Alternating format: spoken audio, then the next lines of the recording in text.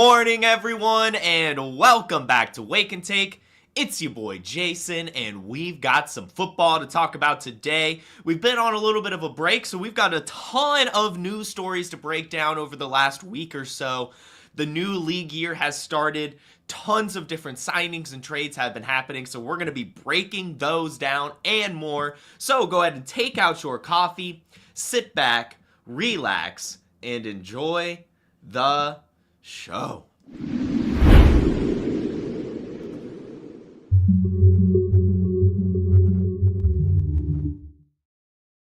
All right, welcome in everyone. Thank you for tuning in. See you guys popping in on the chat, and of course everyone listening on the podcast as well. Thank you for listening. Again, the Wake and Take podcast can be found via the link in the description.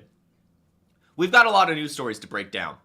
I will not lie. There are so many news stories that have been breaking over the last week and a half. And I'm excited to break some of these down. Some of these, they're kind of nothing burgers, but some of these are pretty exciting stuff. Lots of different wide receivers in particular going to new teams. Lots of teams have figured out their new quarterback situation. So why don't we just go ahead and get right on into it? And we'll start with some inconsequential ones maybe. We'll get kind of the boring ones out of the way first, and we'll start with the Kansas City Chiefs. The Kansas City Chiefs have re-signed both Hollywood Brown and Juju Smith-Schuster to separate one-year deals. It's not like you can do a contract together. All I can really say about that is good, I guess. We know that Rashee Rice is facing a suspension this year for last year's kind of legal troubles. And we also know that Hollywood in particular, he missed most of last season due to his injury. So I am excited for him to be able to have a full season with Patrick Mahomes. He had a few good games. He was getting a decent amount of targets. He never really truly had a good fantasy performance, or it never really came together, but he was getting fed. And he has the ability, especially with Patrick Mahomes and his arm, I think, to really take the top off of defenses if asked to. I do think that he'll be a nice boomer bust option this year. I think we'll see Marquise Brown being a decent fantasy option. If you could get him for about a third or so in our dynasty leagues, I don't hate it at all.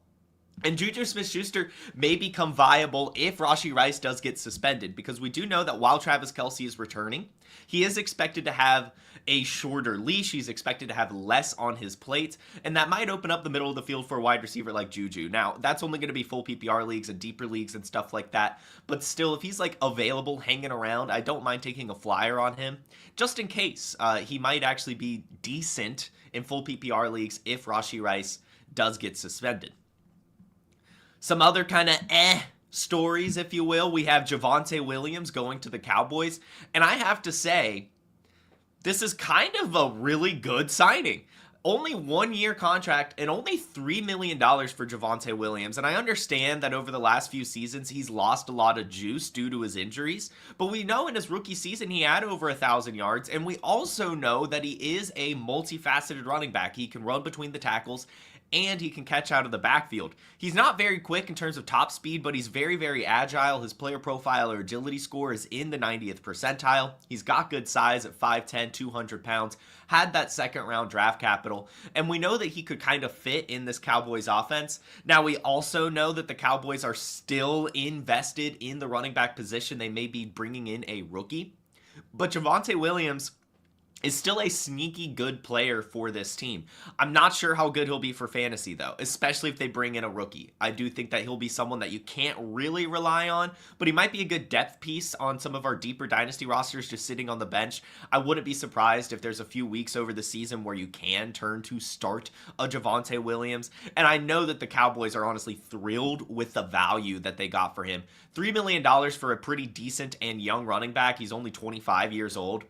You really can't scoff at that, especially when you see Rico Dowle.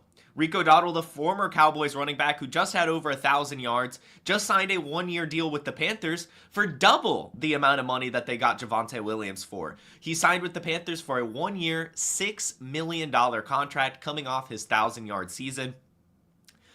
I don't really understand the signing from the Panthers' perspective. I understand they want depth in the running back department, but $6 million for a one-year rental for a running back who, frankly, while he had 1,000 yards last year, was mostly due to having 235 rush attempts and having a pretty good offensive line in Dallas. Rico Dowle is mostly just going to be a a punch with Chuba Hubbard. I think Chuba Hubbard's still kind of going to be the main guy there in Carolina. I'm just not sure why you spend the $6 million on a Rico Dowle. I mean, obviously that's not a ton of money in the way the salary cap works, but still, I think that there's probably better budget options for an RB2 on a team that, you know, has a lot of holes on it. This is the Carolina Panthers we're talking about. I don't think Rico Dowle really brings much to them, so I don't really understand the signing, but I think it's mildly eyebrow-raising, if you will. I think that Rico Dowle is someone that, like we saw last year, if asked to be the starter, can be pretty decent. He's not going to lose you the game. He's going to get enough yardage to where, you know, defenses have to remain honest in terms of stopping that run game. So it's a decent signing. It's just, this is $6 million for a backup running back, and they just have so many other holes that I'm not sure I would do it. But, you know, to each their own. Mason Rudolph. Another story here. Mason Rudolph is returning to the Pittsburgh Steelers. They're signing him to a 2-year, $8 million deal. And I kind of like it. This was, if we remember a couple seasons back, before they ended up signing Russell Wilson, before they ended up signing Justin Fields, Mason Rudolph brought the Steelers to the playoffs. You know, they switched to him. He was the third quarterback of the year. They tried out Trubisky. They tried out Pickett. Neither of them really worked. But then Mason Rudolph came in and played totally fine. He had, let's see, 1, 2, 3, 4, 5 touchdowns and only 1 interception in 4 games, which is decent. That's really all you can ask for. Having a couple touchdowns, no turnovers really, and to lead the team to wins and sneak into that wild card spot in the playoffs. I remember saying, you know, if I'm the Pittsburgh Steelers, I don't mind just rolling with Mason Rudolph while they try to figure it out. Maybe they find themselves getting a higher draft pick. And this is kind of what I was talking about when I said, I hope they don't bring in Aaron Rodgers. I hope they don't bring back Russell Wilson. They're cheaper options, and I don't know, like, riskier isn't the word that I'm going for here, but riskier, right? Like I said, I wanted Justin Fields. We'll talk about Justin Fields in a minute. But Mason Rudolph is totally fine.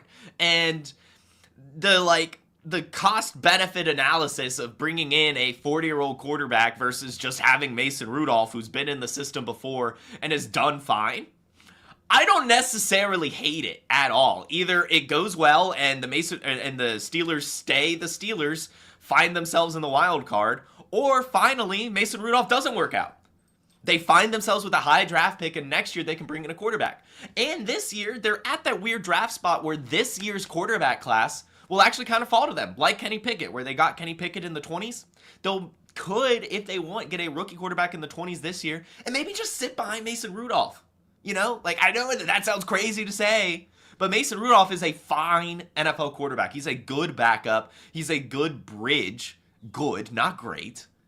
And I don't hate it at all. I think that this is really, like I said, the Steelers looking themselves in the face and saying, do we really want to be in purgatory again? And I can see where Mason Rudolph going to the Steelers feels like purgatory, but it's a 2-year, $8 million contract.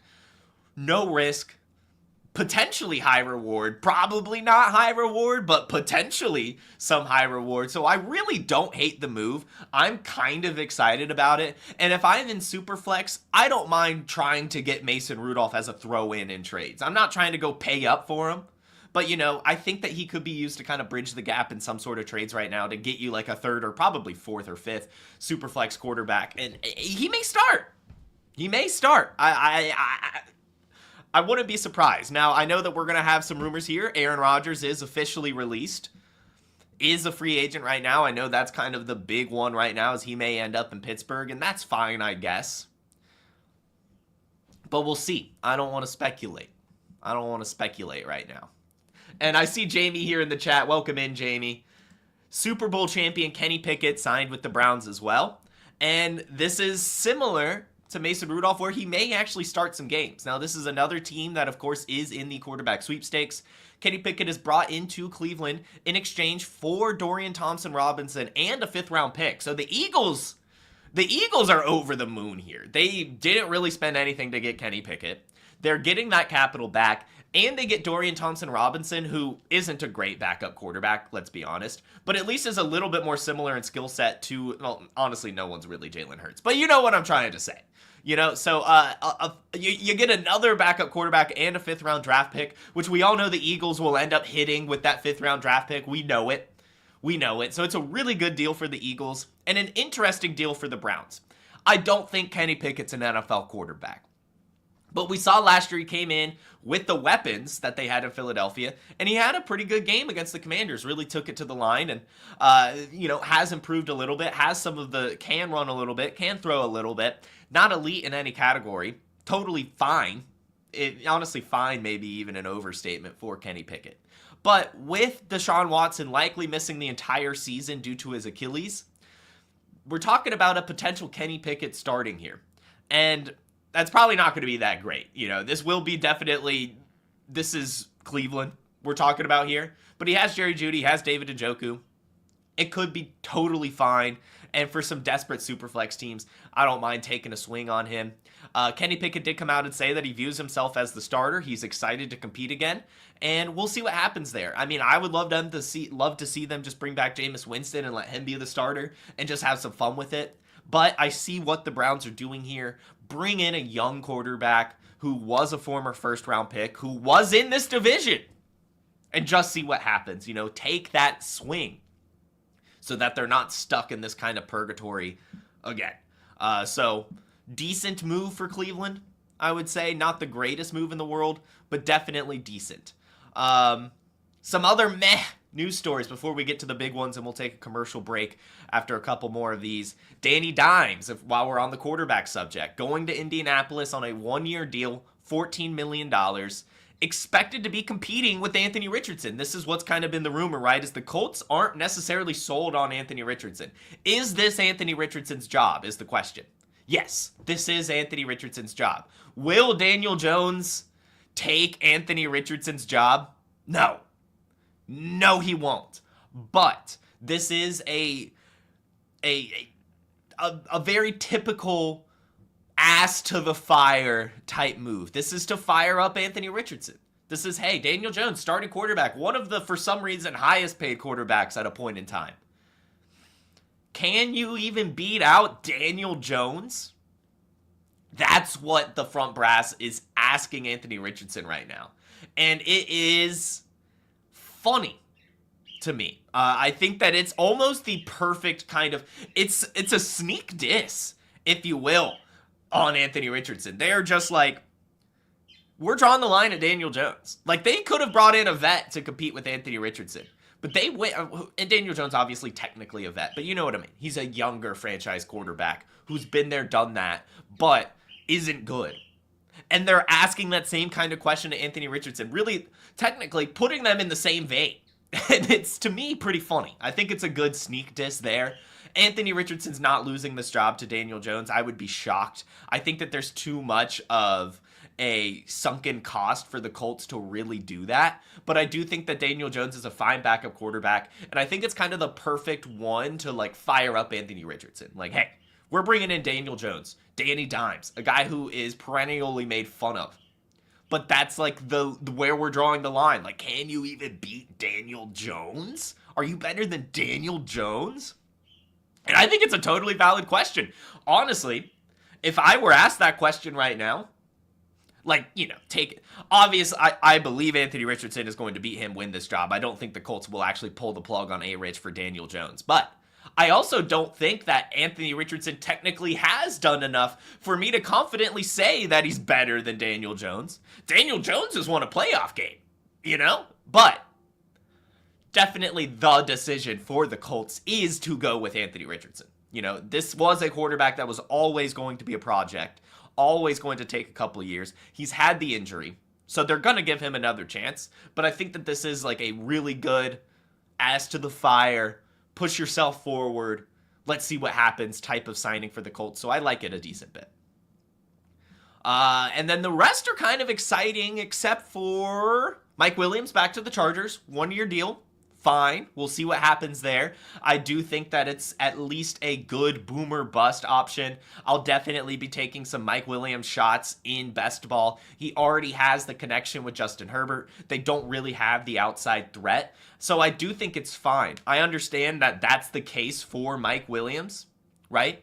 Like, this is what he does. You know, he's just going to be a guy that you can't consistently rely on. But a one-year deal in Los Angeles with Justin Herbert on that offense, I don't hate it at all. I honestly, like I said, I will be taking shots on Mike Williams in best ball, and maybe even in some of my deeper dynasty leagues if I can get him as a throw-in in trades. I don't hate it.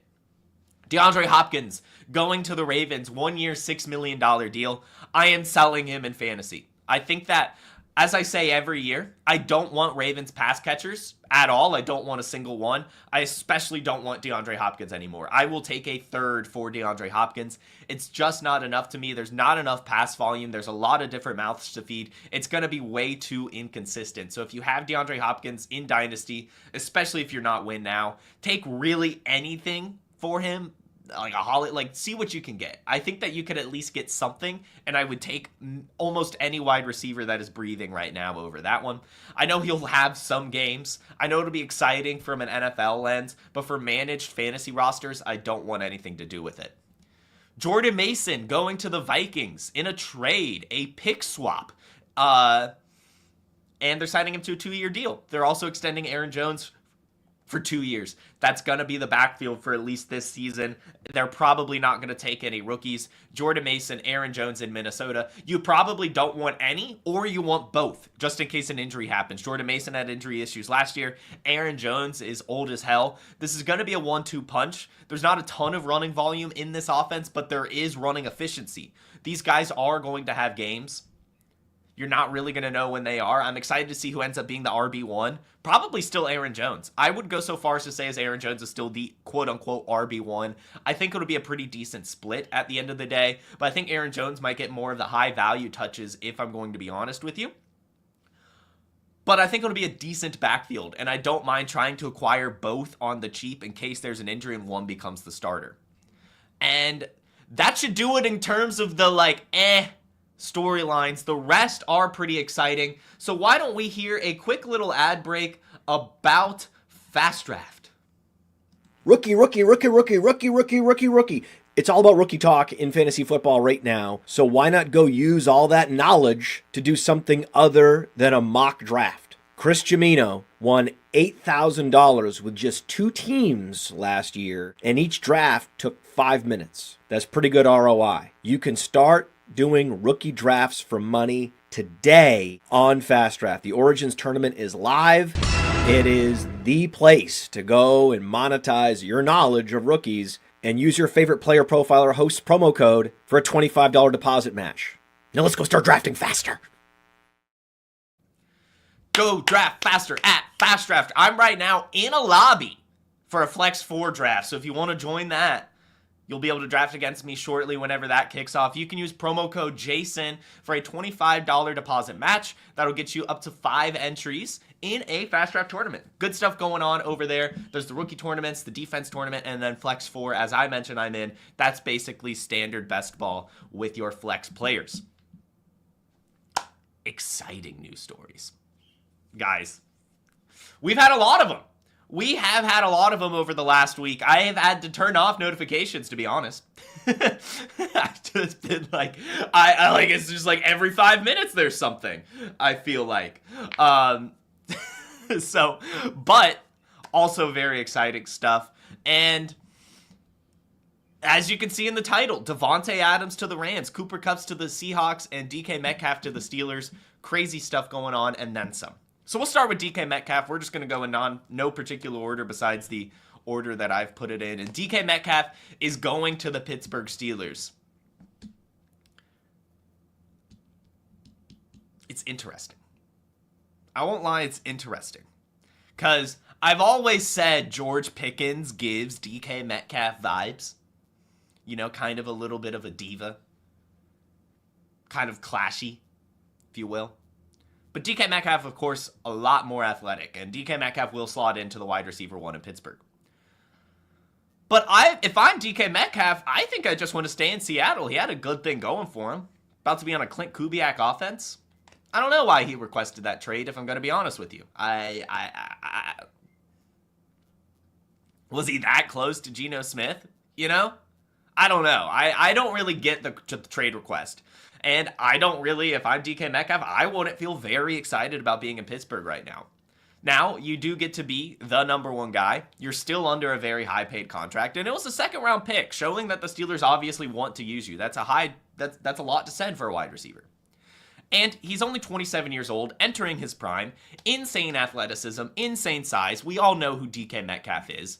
Basically has had 1,000 yards every single season. And last year, he only had a 21% target share, so he doesn't even need a ton of volume. He's going to be a stud. But Mason Rudolph's his quarterback. He's in a tough division now. And the Steelers are kind of stuck in purgatory. It's not that sexy of a landing spot. Especially with George Pickens, a little bit worse version of you on the other side. And maybe that's what the Steelers want. Maybe. Arthur Smith's not the greatest in terms of passing, coordinating. So it's just not a sexy landing spot. I think it'll be fine. I think DK Metcalf's talent will shine here. He's DK Metcalf. I think George Pickens will lose a little bit of value here, but maybe not as well as now as he's the wide receiver too.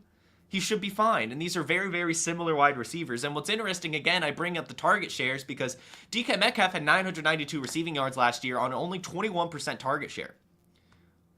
George Pickens had a 26% target share and only had 900 yards. That's about 57% of targets if they're to get about the same as they did last year. That's not a ton. There's still a lot to go around for Jamie, who says in the chat about Roman Wilson, right? I think Roman Wilson is a very interesting wide receiver 3. They have good wide receivers now in Pittsburgh. Pittsburgh's been waiting to get that wide receiver 1, and they got him. It's just Mason Rudolph's the quarterback. Or maybe it's Aaron Rodgers or Russell Wilson again. It's not that exciting. Now, if they take that rookie quarterback in the first round to maybe sit and learn for a little bit, that could be pretty exciting. But I also want Arthur Smith to change his mind about what type of offense he runs. You know what I mean? I want it to be a little, I want them to sling this damn thing with that wide receiver core, and I just don't trust Arthur Smith or Mike Tomlin to really do that, if I'm going to be honest with you. But I will be firm and say that DK Metcalf is probably still going to have 1,000 yards. Not sure about the touchdowns, which has kind of always been the concern with DK Metcalf. He gets the yards and not the touchdowns. He gets the fantasy points. I think he'll be fine. I think George Pickens will be fine. But I also think that the ceiling for both of these players is kind of zapped. I think that these are just going to be very good wide receiver 2/3s for our fantasy teams, which is totally fine. I just think that both of them have a little bit too much name value to where I'm probably not going to be drafting them in redraft. I'll be honest. I think that their ADP is going to be a bit too high. In fact, I don't mind trying to sell either of these wide receivers and seeing what you could get. Like a Brandon Ayuk might be a very interesting pivot from one of these players because they're probably valued right about the same. They're going to have similar production. But Brandon Ayuk, for example, is going to have a little bit more ceiling. So that, there's some options out there that I think you could probably pivot from these Steelers wide receivers with so much uncertainty. And the things that are certain, we're not that excited about. But I think they'll still be good. These are really talented players. Just concerned about the volume, concerned about the offense itself, and concerned about the clashing archetypes. But I think it'll be good enough. And who are the Seahawks replacing DK Metcalf and Tyler Lockett with? Well, Cooper Kupp. Cooper Kupp heading to Seattle. They're agreeing to a 3-year, $45 million contract, so he's getting one more bag before riding off into the sunset. Going into his 32-year-old season, has lost a step. Cooper Kupp is 100% lost a step. Off of his 100 targets last year, only had 700 receiving yards and 6 touchdowns. Back-to-back seasons with only 12 games. 9 games before that, has been struggling to stay healthy. And last year was 50th in route wins, 38th in route win rate, has clearly lost a step. But still demands targets, a 26% target share last year. Was 15th in slot snaps. Still on the field. And still had some good games. Last year ended terribly. I think that was because of the injury. But I'm curious to see what happens with a healthy offseason. And curious to see what happens with him and Jackson Smith-Njigba.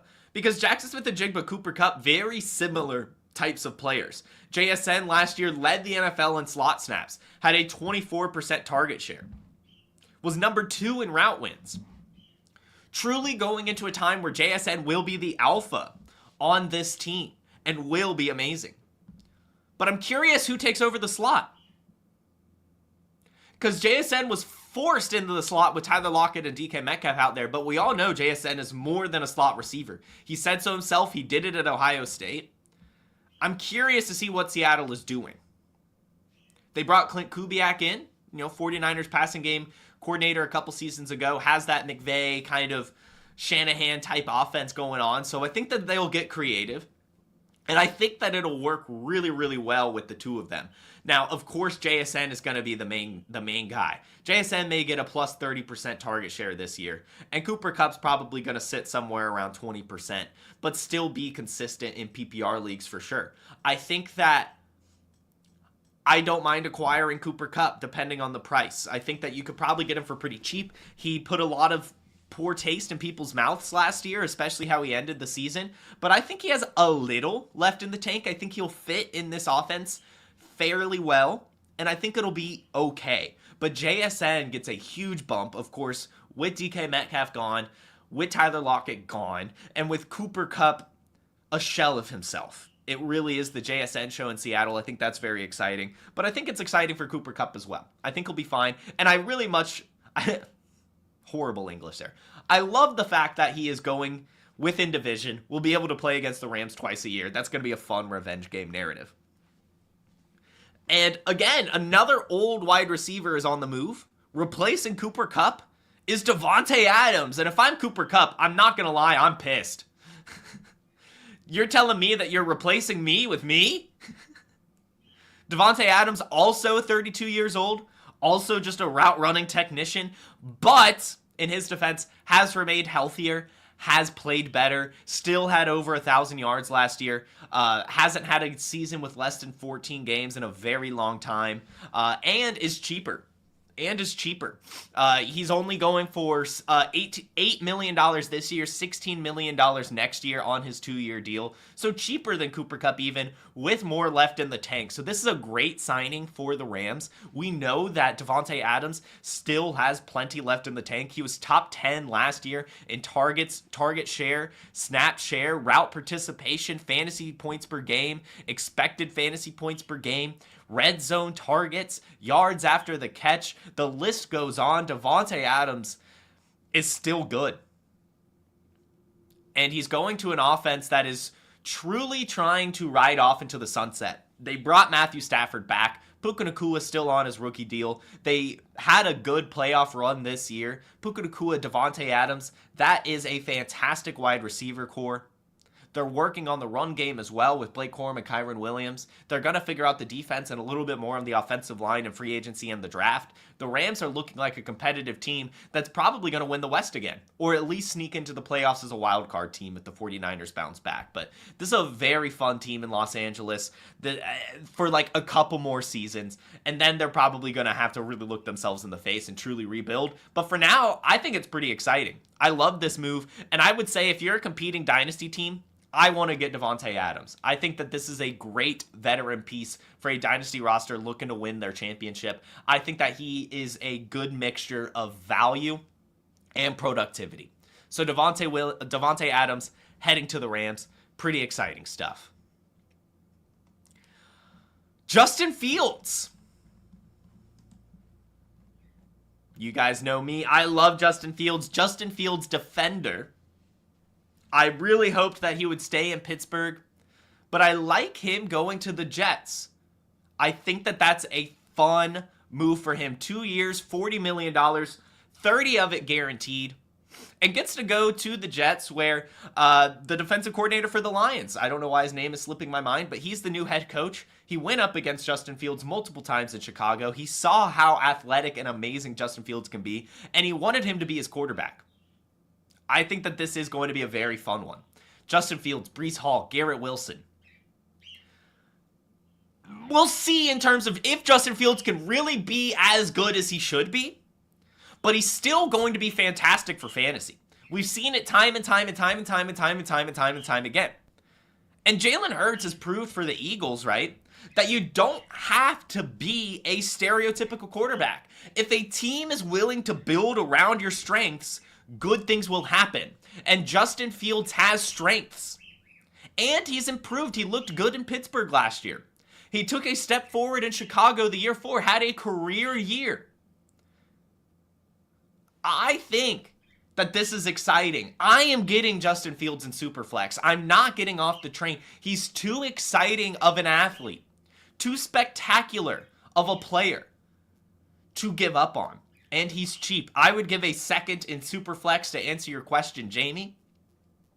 And I would potentially even downgrade some quarterbacks. Like, if you could trade Sam Darnold for Justin Fields, for example, I'm doing it. I think that there's a lot of different pivots that you can make to get Justin Fields, and I'm doing it. I think that it's going to be very, very fun in New York. I really do think that Aaron Glenn, it came to me, will figure it out. I know that he's a defensive coordinator, but I also think he's a good football mind. And I think that he knows how to build a team around someone. It's what we watched in Detroit, right? Build around Jared Goff. He doesn't have all the tools, but he can do this, so let's build around that. And I think that Justin Fields is going to be able to run free. I think he has the weapons to be a good passer. I think Garrett Wilson's going to have a good season. I think Breece Hall and Braylon Allen, for example, are going to be good as well. I think Justin Fields, of course, freezing the linebackers, getting the run game open. I think it's going to be exciting. So I'm going to go ahead and say now get Justin Fields as the New York Jets quarterback. And another quarterback that made some moves, bouncing back to the Seahawks here is Sam Darnold. Sam Darnold has found his team. He's signing a 3-year, $100 million deal with the Seattle Seahawks. In 2025, he's getting $37.5 fully guaranteed. In 2026, $27.5 with $17 of it guaranteed. And then in 2027, $35.5 not guaranteed. He has some performance bonuses as well, and this is all coming from PFT. I'm using Pro Football Talk because they did see that the Seahawks are able to escape the contract after 1 year. So yes, $37.5 million of it is guaranteed, but the Seahawks can scrap the contract if things don't go well. And I love that because Sam Darnold fell off a cliff last year. Career year, 4,300 passing yards, 35 passing touchdowns, top 10 fantasy quarterback. In fact, I think he ended up being a top 5 fantasy quarterback. And he worked with Clint Kubiak in San Francisco before. So there's good connections there. He has JSN. He now has Cooper Kupp. Kenneth Walker will help that run game. But we saw last year when the going gets tough for Sam Darnold, he turns back into a pumpkin. His last 2 games were abysmal. 1 touchdown, 1 interception, around a 50% completion percentage, and only 400 yards in his final 2 games, both of those being must-win games. Under pressure, he folds. And I think the Seahawks will see that, and I do think this will end up being a 1-year rental, to be completely honest. I do not believe in Sam Darnold long-term. In fact, there's a picture, of course, of Sam Darnold, Cooper Kupp, and JSN now in their Seahawks uniforms.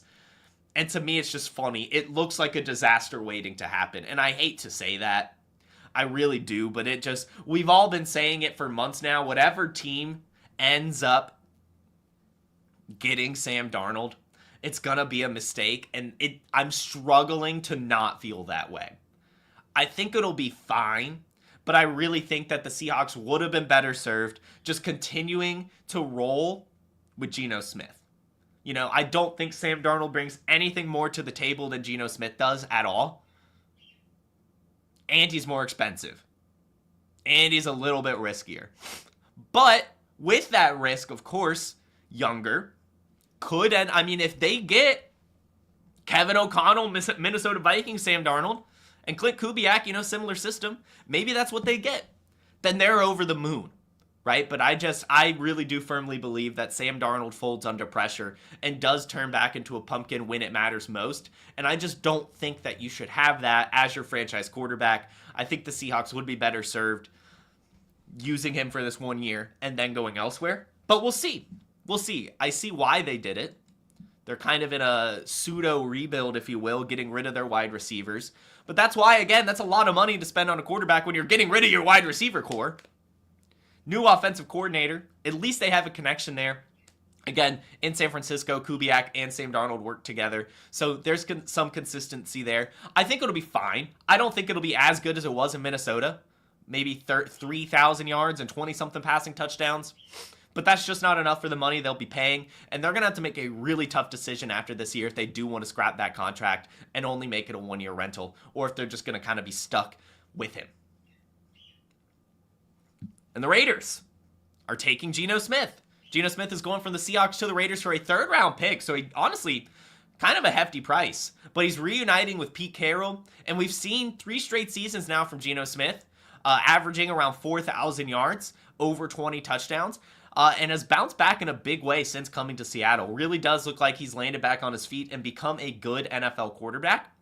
Last year, he was top 10 in pass yards, money throws, pressured throws, air yards, deep ball completion percentage, true completion percentage, accuracy rating, clean pocket completion percentage, play action completion percentage. Good stuff. Really efficient quarterback. And kind of exactly what the Raiders need. They just need a bridge. They only have Jacoby Myers and Brock Bowers, right? They're going with a new head coach. This is, to me, a franchise tone setter.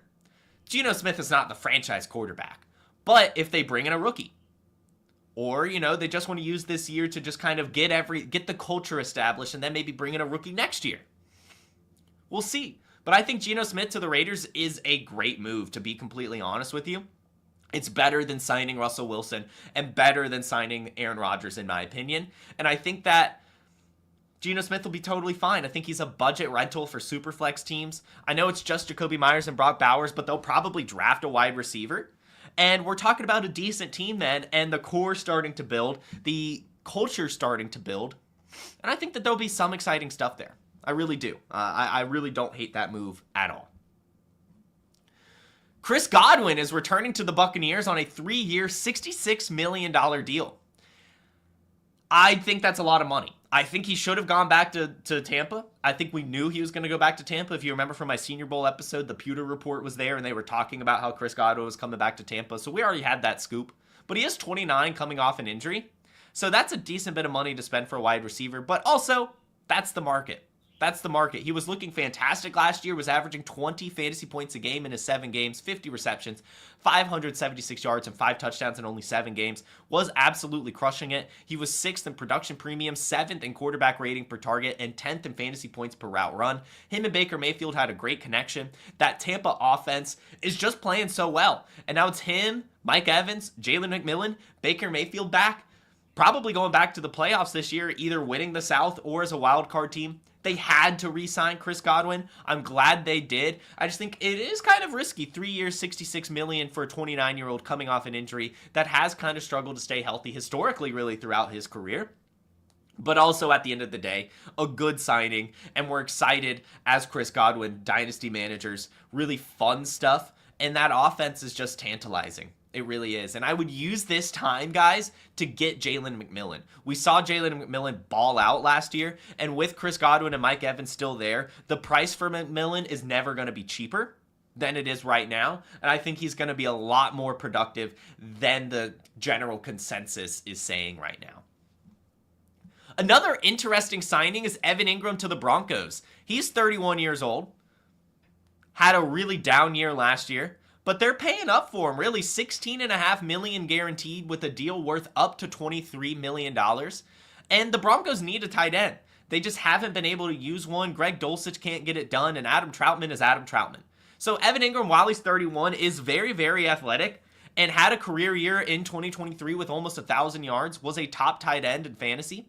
I love this landing spot. I think Evan Engram and Bo Nix will get along very well. And I think that Evan Engram is going to be a very big part of this Broncos offense, maybe even earn that elusive joker role that Sean Payton loves to use so much. So I would honestly say if you can get Evan Engram for cheap in Dynasty, especially in tight end premium, I actually don't hate it. I think this is going to be a sneaky good option for us this year, and I will be taking best ball shots on him for sure. And a sneaky but awesome signing as well as Najee Harris to the Chargers. This is a match made in heaven. This is exactly what Jim Harbaugh and Greg Roman want in their running back room. 6'1", 230 pounds, 4.5 speed, strength, consistency, 4 straight seasons without a missed game, over 1,000 yards in every single season, multiple touchdowns in every single season. The picture of reliability is Najee Harris. He's a better Gus Edwards, a better J.K. Dobbins, a better, as much as I hate to say it, come on, Vidal. I wish Vidal Sassoon would happen, but it won't. Najee Harris going to Los Angeles, a true match made in heaven. Love that landing spot. I think he's going to be spectacular. I think he's going to keep the 1,000-yard streak alive as long as he can stay healthy. And hopefully he does. That would be very Chargers to get a running back that's never missed a game for him to get hurt in Los Angeles. But otherwise, love it. Really think it's fantastic. And if I had Najee Harris in Dynasty right now, I would be totally over the moon. And the last bit of news I have for you guys is Jamar Chase. He has signed a NFL historic contract, $161 million over 4 years. Amazing, amazing deal. And T. Higgins has also agreed to a 4-year, $115 million deal in Cincinnati. That wide receiver core is locked down. It's Joe Burrow, it's Jamar Chase, it's T. Higgins. It's amazing. They also re-signed Mike Gesicki. This is the passing weapons in Cincinnati. It's going to stay like that forever, and it's amazing. Shout out Cincinnati for getting that done, truly, and shout out for Jamar Chase for just shutting up, playing last year, and then getting his bag. I'm going to play the applause for that. Or not. Or it's not going to work. Hey, there it is. There it is. So that is, I'm just going to say awesome. I have nothing to say besides awesome, really.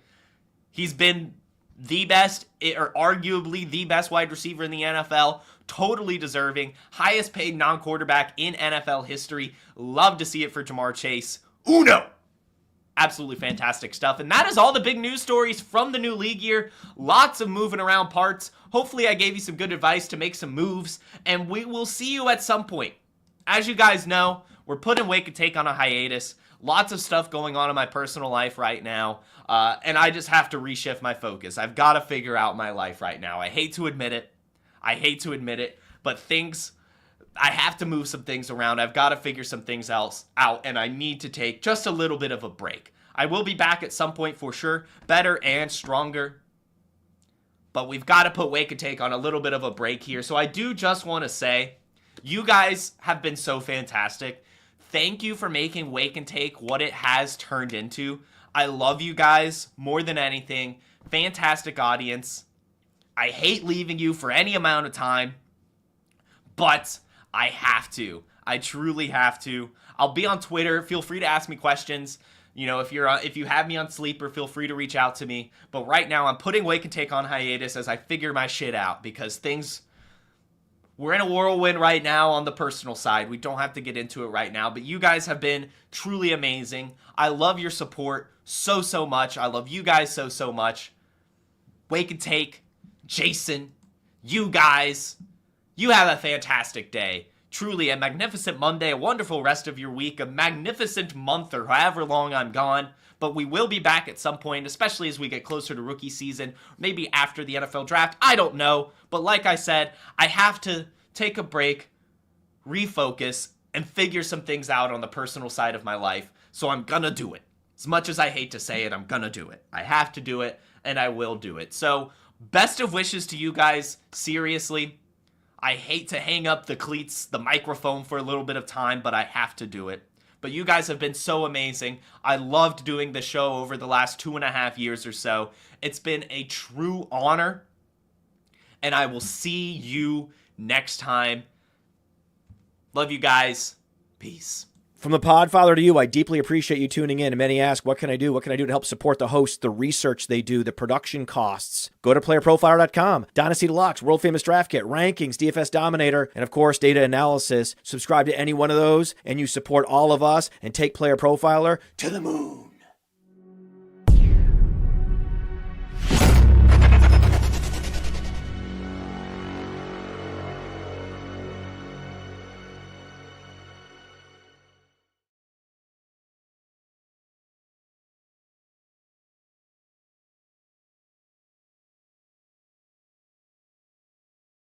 From the Podfather to you, I deeply appreciate you tuning in. And many ask, what can I do? What can I do to help support the hosts, the research they do, the production costs? Go to playerprofiler.com, Dynasty Deluxe, World Famous Draft Kit, Rankings, DFS Dominator, and of course, data analysis. Subscribe to any one of those, and you support all of us and take Player Profiler to the moon.